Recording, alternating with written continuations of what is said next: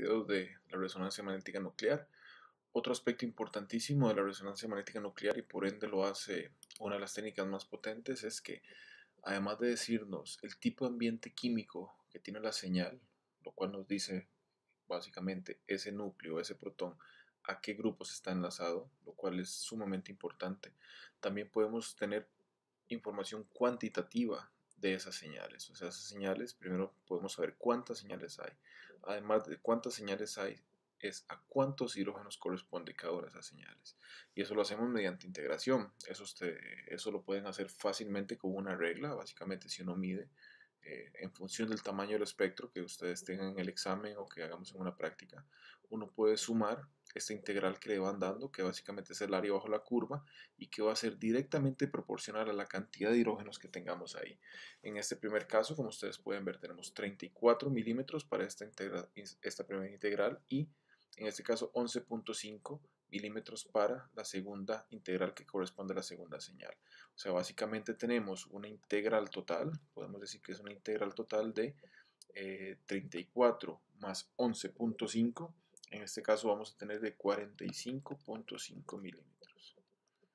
Si tuviéramos la fórmula molecular de este compuesto, entonces yo se las escribiría. En este caso, si ustedes ya tienen esa información y saben que el compuesto tiene una fórmula molecular de C5H12O, podemos hacer una razón de saber de que 45.5 milímetros corresponden a 12 señales de hidrógeno en total, porque la fórmula molecular tiene 12 protones.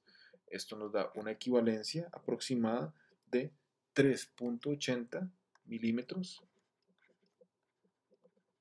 por cada hidrógeno que tengamos. Esto nos hace determinar que, por ejemplo, para el primer caso, si tenemos, en este caso, 11.5, que era esta señal de acá, si tenemos esto, 11.5 milímetros, ¿de acuerdo?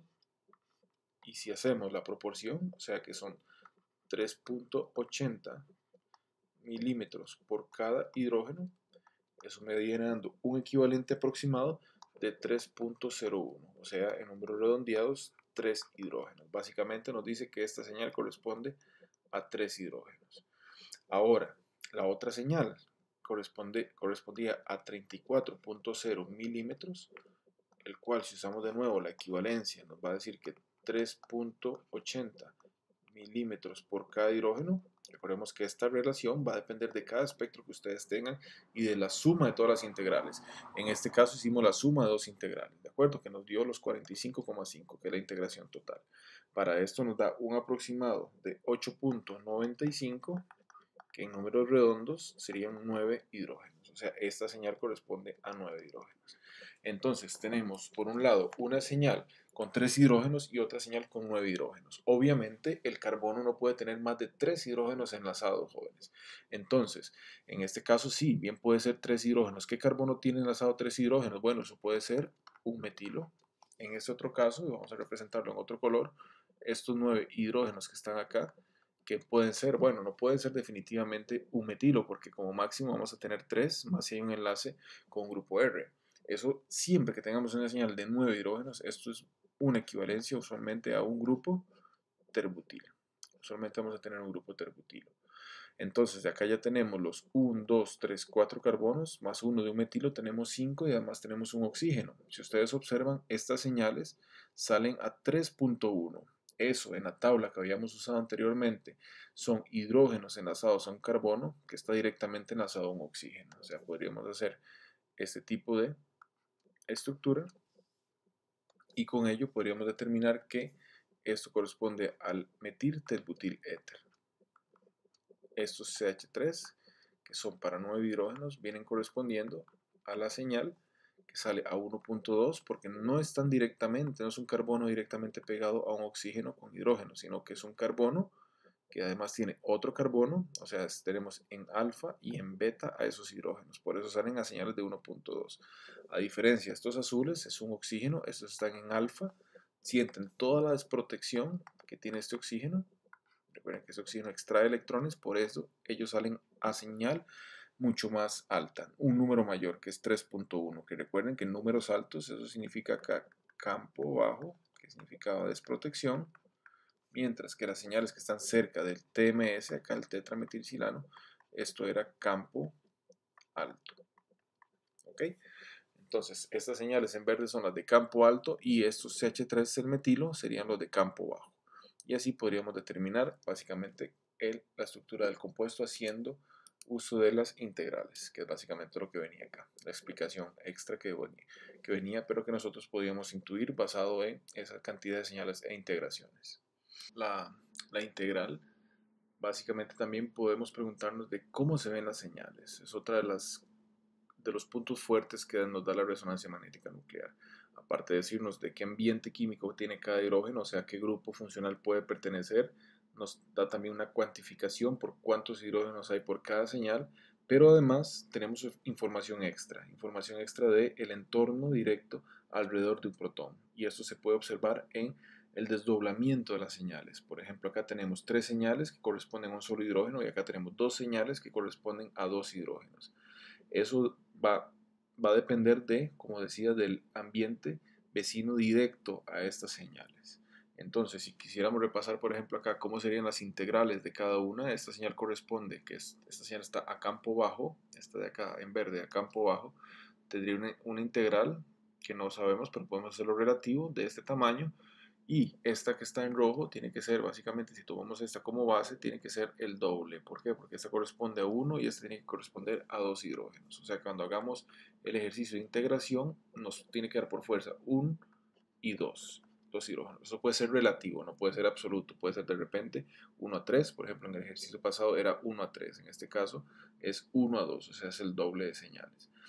Pero ahora, lo interesante es analizar los desdoblamientos. ¿Qué es lo que ocurre con esos desdoblamientos? Acá lo que básicamente vamos a utilizar es la famosa regla del n+1. Entonces vamos a observar a hidrógenos que estén a 3 enlaces de distancia. Por ejemplo, este hidrógeno está a 1, 2, a 3. No son los únicos, pero son los más comunes que vamos a observar. Cuando tenemos un hidrógeno a 1, 2, 3 y a 1, 2, 3' de distancia, básicamente vamos a tener ese tipo de desdoblamientos. En este caso, el verde es un solo hidrógeno y los dos en celeste, los dos en rosa son dos hidrógenos equivalentes que forman un mismo grupo. Por ende, el que sale a campo más bajo, que sería este hidrógeno, porque tiene 2 bromos de vecinos, ese ambiente químico está bastante desprotegido, por ende este hidrógeno no sale acá, es un triplete, lo que llamamos un triplete. ¿Por qué esto se le conoce como triplete? Bueno, por la regla de n+1, en el cual este hidrógeno en verde tiene en 1, 2, 3, 2 vecinos. Entonces, si tiene 2 vecinos, esa señal la doblamos en 2 más 1, 3, en un triplete. Por otro lado, estos dos hidrógenos que pertenecen a un solo grupo tienen a 1, 2 y 3, de nuevo a 1, 2 y 3 a un solo hidrógeno. Entonces este grupo como tal tiene a 3 enlaces a otro hidrógeno. Como solo es 1, 1 más 1, 2. Entonces eso me genera una señal de doblete. Y con esta regla nos podemos basar para poder ver en cómo se ven estas señales en el espectro de resonancia magnética de protón. Por ejemplo, podemos analizar ejemplos más sencillos. Acá podemos ver este hidrógeno en verde y este otro hidrógeno en rojo. ¿Qué es lo que ocurre acá? Bueno, acá igualmente tenemos a 1, 2, 3 enlaces, uno de otro y viceversa. Entonces, como son 1 y 1, el verde sentirá al rojo y por la regla de n+1 lo desdoblan 2 señales. Por ende, este hidrógeno en verde será un doblete. En el caso del rojo, igualmente, el rojo siente al hidrógeno en verde que desdobla su señal en 2 y nos genera un doblete. Podemos tener señales más complejas, por ende analicemos este otro ejercicio. Acá este hidrógeno que está en verde y estos hidrógenos del metilo que están acá. Otra vez los tenemos a 3 enlaces de distancia. Acá solo se representan 2, pero faltaría el del CH del metilo y estarían a 3 enlaces de distancia. Este hidrógeno en verde, ¿cuántos vecinos a 3 enlaces tiene? Tiene únicamente a 3 hidrógenos. Entonces 3 más 1 es 4. Eso nos desdobla la señal en un cuarteto. Los hidrógenos en rojo del metilo tienen al hidrógeno en verde de vecino que es solo un hidrógeno, entonces 1 más 1, 2. Así que ese metilo podrá ser un doblete. Y así podemos obtener diferentes señales. Por ejemplo, en el caso final, es un caso que tiene todavía un grupo más grande acá y tiene 6 hidrógenos equivalentes, estos y estos de acá. Entonces, el hidrógeno en verde, ¿cuántas señales va a tener? 3 más 3 son 6, 6 más 1, 7, va a tener un hepteto. Va a salir como una señal compleja, como un hepteto. Estos otros dos hidrógenos, los dos metilos que están en rojo, al ser equivalentes químicamente, tienen solamente a 3 enlaces de distancia a este hidrógeno en verde y ellos se desdoblan como un doblete. Entonces esa señal va a salir como un doblete. ¿Cómo podemos saber que es un isopropil, o sea que son dos metilos? Eso lo podremos corroborar con lo que vimos antes, con la integral. Por ejemplo, si analizáramos las integrales de estas dos señales, esta integral tiene que corresponder a así uno hace un de X milímetros, y las señales en rojo obviamente tienen que ser 6 veces esa señal, tiene que haber 6 veces esa señal. Entonces cuando lo hacemos así, 1, 2, 3, 4, 1, 2, 3, 4, 5 y 6, cuando vemos que esta relación es 1 a 6, nos puede dar señal de este tipo de grupo, del grupo isopropilo.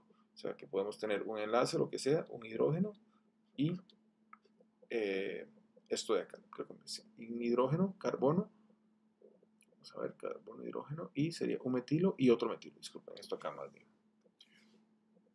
Podríamos tener este tipo de señal de un isopropilo.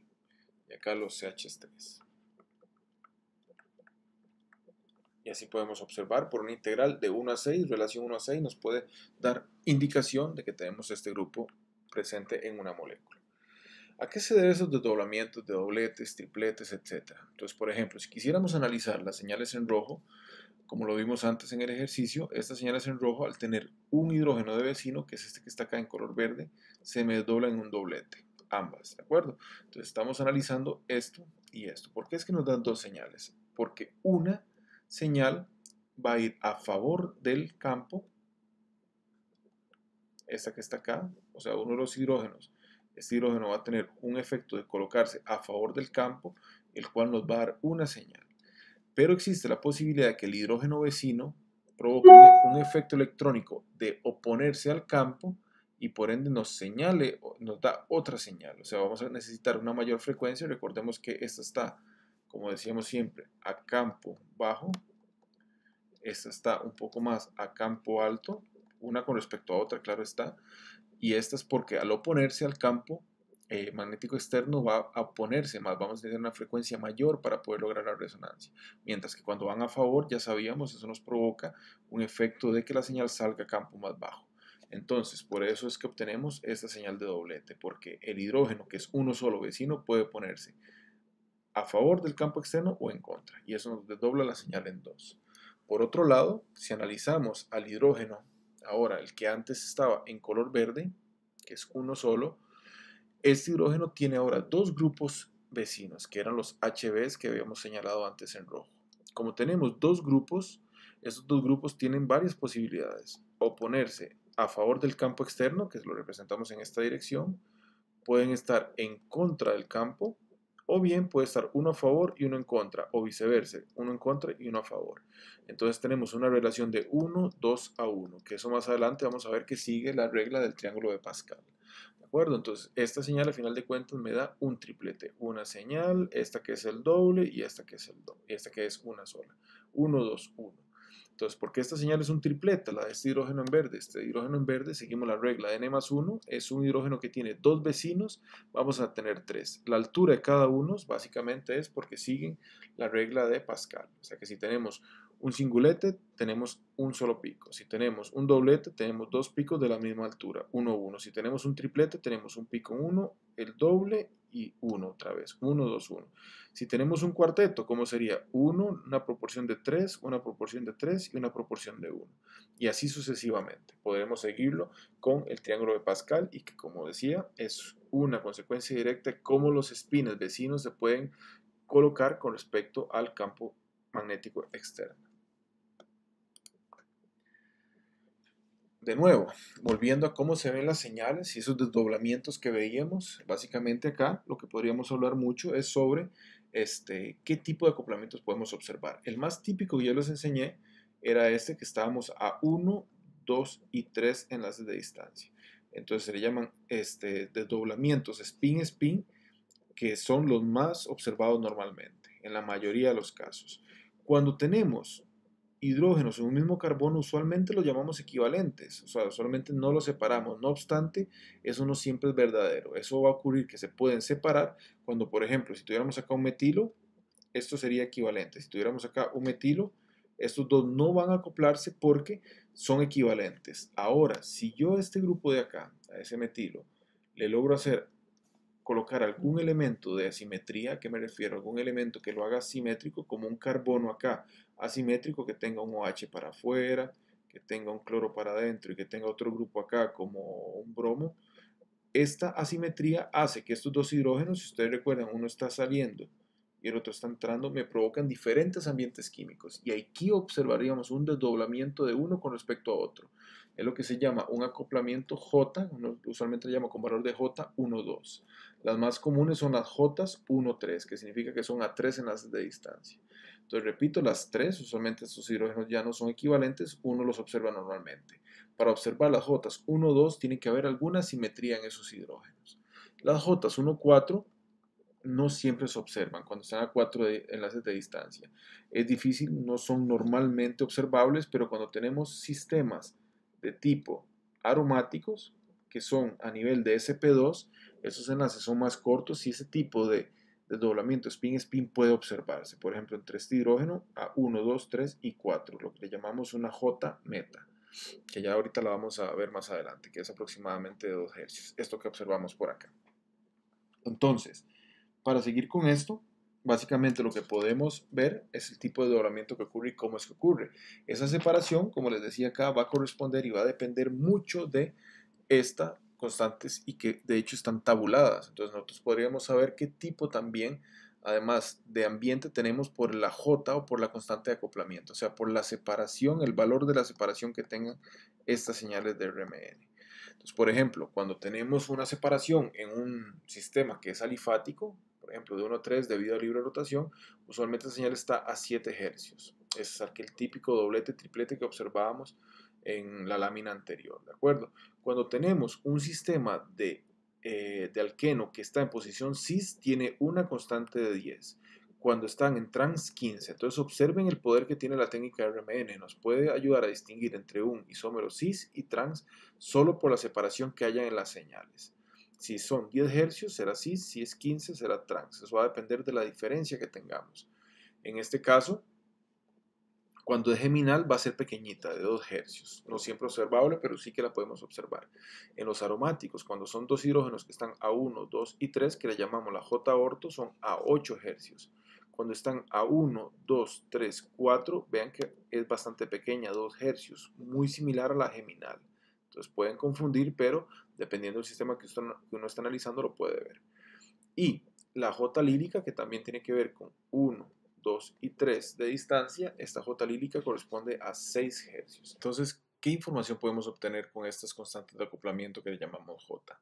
Observemos, por ejemplo, el compuesto que está acá. En este caso, este compuesto, lo que sí necesitaríamos es saber, por ejemplo, que fue medido con un equipo de 1.41 teslas, que básicamente corresponde a una frecuencia del protón de 60 MHz, ¿de acuerdo? Eso es sumamente importante acá. ¿Por qué? Porque a partir de ello podemos saber diferentes cosas. Por ejemplo, la diferencia que existe entre 7 y 8, esto recuerden que es el desplazamiento químico que se da en partes por millón. A esto le podemos llamar una parte por millón. Una parte por millón, ¿cuánto correspondería en hercios de 60 millones de hercios? Entonces sería a 60 hercios. ¿Okay? Eso sería, si el equipo fuera pues de 1 y me da 49, pues en este caso sería de 49 MHz, sería pues 49 Hz. Por eso es muy importante dar el detalle al equipo para poder sacar las constantes de acoplamiento. Entonces la diferencia de acá sería una parte por millón, son 60 Hz. ¿Qué es importante de acá? Uno puede medir esto con una regla. Esto básicamente, si uno mide con una regla de acá a acá, dependerá de su regla y de cómo se haya pues, impreso el espectro, etcétera. Pero aproximadamente esto nos da unos 15, más o menos 15.8 milímetros a lo que yo medí acá. Entonces 15.8 milímetros nos da que son 60 hercios. Entonces de ahí podemos tener nuestro factor de conversión, que básicamente nos dice que 60 hercios equivalen a 15.8 milímetros en nuestro espectro dibujado, ¿de acuerdo? que básicamente es lo mismo decir que un ppm. Un ppm es a 15.8 milímetros, o bien 60 hercios es a 15.8 milímetros. Cuando venimos a medir la señal que tenemos duda, o sea, o que queremos saber de cuánto es ese acoplamiento para ver si sabemos el tipo de compuesto que estamos tratando, el tipo de grupo funcional que estamos viendo, que sea un aromático, si es orto, meta, para, o ver si es de tipo cis, de tipo trans, eso sabemos que lo podemos sacar con una constante de acoplamiento, pues acá podemos medir y eso nos da aproximadamente acá 2 milímetros. Entonces por 2 milímetros. Se me da milímetros con milímetros y la respuesta me va a caer en hercios. 60 por 2 serán 120 y 120 entre 15.8 nos va a dar más o menos 7.60, que redondeados más o menos viene siendo unos 8 hercios. Estos 7.60 hercios, 8 hercios son las típicas, los típicas constantes de acoplamiento que existe entre un hidrógeno y otro en un sistema aromático de tipo orto. Esta señal de acá, 8. También puede ser el de 7, el de más abajo, que podría ser abajo de 7 o 7, son los típicos de acoplamientos de, por ejemplo, de sistemas alifáticos, como un CH2 a la par de un CH3. En este caso correspondería a 7 hercios. Entonces, si uno observa, estas constantes de acoplamiento también nos puede dar información acerca del tipo de ambiente que tenemos. Como repetí acá, muy importante para distinguir entre cis-trans, aquellos hidrógenos que son de simple rotación, de sistemas alifáticos, como les decía, un etilo, CH2, CH3, que es aproximadamente 7 hercios. En este caso pudimos corroborar esta de acá, de 8 hercios. Usualmente esos desdoblamientos, muchachos, de lo que uno esperaría siempre, pero no, los casos no siempre son tan sencillos y a veces tenemos señales que se parten más de lo que uno esperaría. Por ejemplo, en este caso, acá tenemos un compuesto que es con yodo, ¿de acuerdo? Tenemos un CH2, tenemos enlace con otro CH2, que está enlazado a su vez con un CH3. Podríamos observar 3 señales típicas, que es lo que vemos acá. Obviamente, la que está más protegida será el CH3, por eso sin duda, ese CH3 será el que está acá. Conforme el yodo, que tiene algo de electronegatividad, comienza a alejarse, pues vamos a tener esta señal en color negro acá, y la que está a la par del yodo, sin duda, va a ser esta, por el efecto de electronegatividad y que desprotege mucho más a los que están en azul con respecto a los que están en negro, con respecto a los que están en verde. Ahora, si analizamos la señal que está en negro y seguimos la regla de n+1, ¿qué esperaríamos? Ok, estos que están en negro, ¿cuántos vecinos tienen?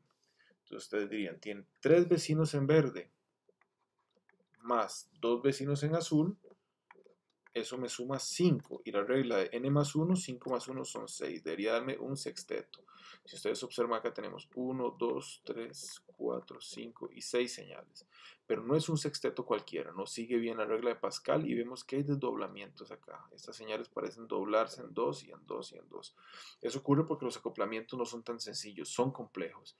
Y la constante de acoplamiento entre los negros con los verdes y los negros con los azules no siempre es de 7 hercios.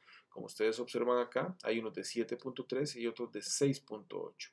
Eso que hace que me desdoble la señal y se me haga un acoplamiento que uno llama un acoplamiento complejo. Por ejemplo, en este caso, estos hidrógenos, los hidrógenos en color negro, cuando ven o cuando sienten a los núcleos que están en color verde, a estos de acá, los desdobla en 4 señales, 3 más 1, 4, que son las que están acá. 1, 2, 3 y 4. Acá tenemos 4, 3, 2, 1. Por observar a los CH3 que están en color verde. Si la constante de los que están en azul fuera igual de 7.3 hercios, pues sería muy sencillo, se me desdoblarían otra vez en 3 y las señales en este caso en lugar de separarse caerían en un solo punto y estas caerían en un solo punto, en un solo punto, en un solo punto y tendríamos un sexteto, disculpen, un sexteto correcto, ¿de acuerdo? Con base en las reglas de Pascal. No obstante, al diferenciarse las constantes de acoplamiento, estas de color azul son diferentes a las del color verde y por ende me da señales complejas. Parece que se separa, están 2, están 3, están 3 y están 2. La razón de eso, repito, se debe a que las constantes de acoplamiento entre estos sistemas, entre el negro con el verde y el negro con el azul, no son equivalentes. diferentes. Y de ahí que observamos estos desdoblamientos complejos. Qué importante también es la parte de la estereoquímica. Bueno, la parte de la estereoquímica es sumamente importante cuando vemos un espectro. Si queremos recordar, por ejemplo, esta sustancia que habíamos analizado antes, que teníamos dos carbonos, una enlazada, en este caso con dos bromos. Si queremos verlo de una forma, uno puede colocar un bromo acá, otro bromo saliendo, y uno podría colocar a ese hidrógeno en verde, pues entrando. Que al final de cuentas, este es el que será activo a la espectroscopía de resonancia magnética nuclear de protón. Cuando analizamos el otro carbono, tenemos otra vez otro bromo, que probablemente porque por su impedimento estérico esté acá, y vamos a tener dos hidrógenos ahora en color rojo, este de acá y este de acá, que le llamamos HB y HB. Obviamente porque hay libre rotación, me refiero a que libre rotación de este carbono de acá, de este enlace de acá, tenemos libre rotación.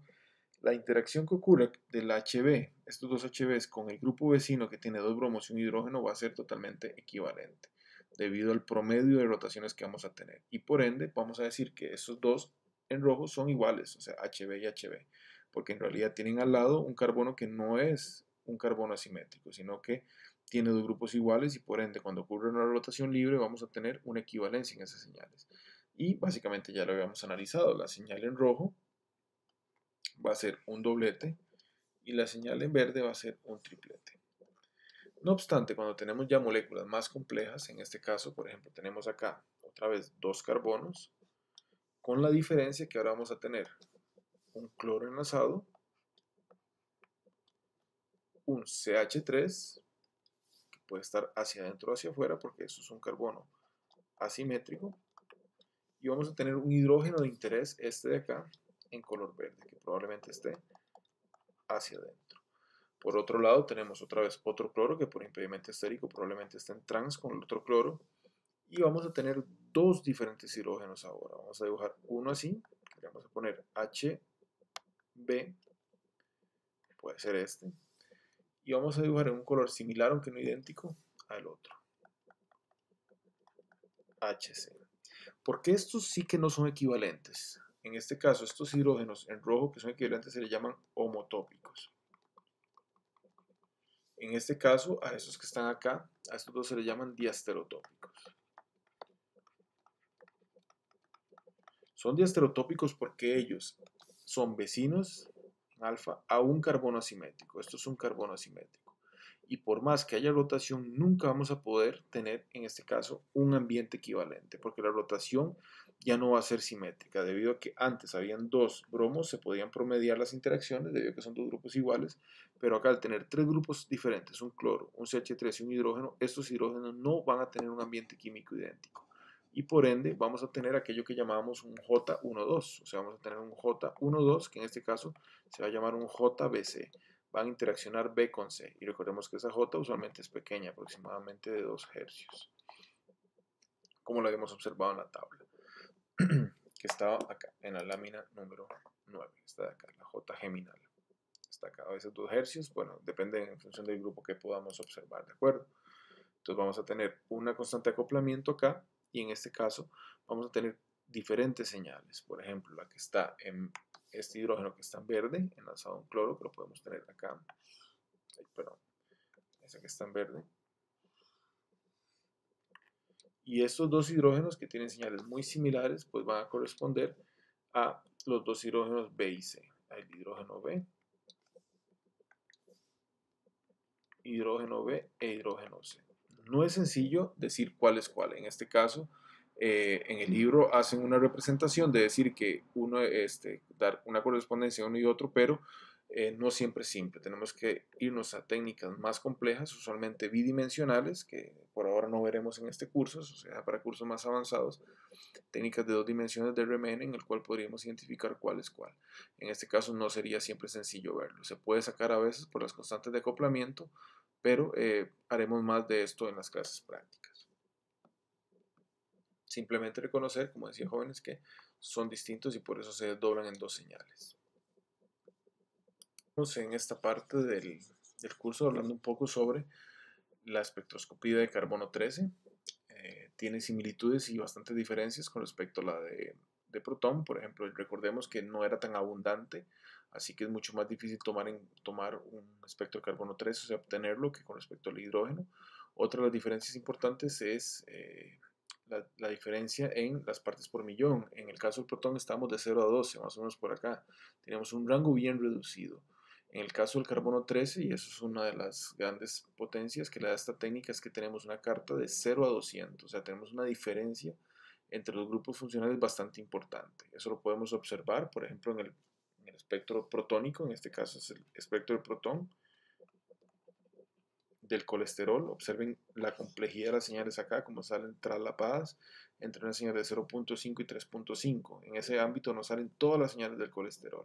Entonces es bien complicado poder elucidar una estructura a partir de un protón tan complejo como este. No obstante, una de las ventajas que nos da el carbono 13, observando este compuesto, el mismo colesterol, observen que tenemos las diferentes señales y bien separadas, o sea, podemos contarlas, podemos saber cuántos carbonos existen, etcétera, porque cada carbono nos va a dar una señal correspondiente a su ambiente químico, y en este caso a las que correspondan.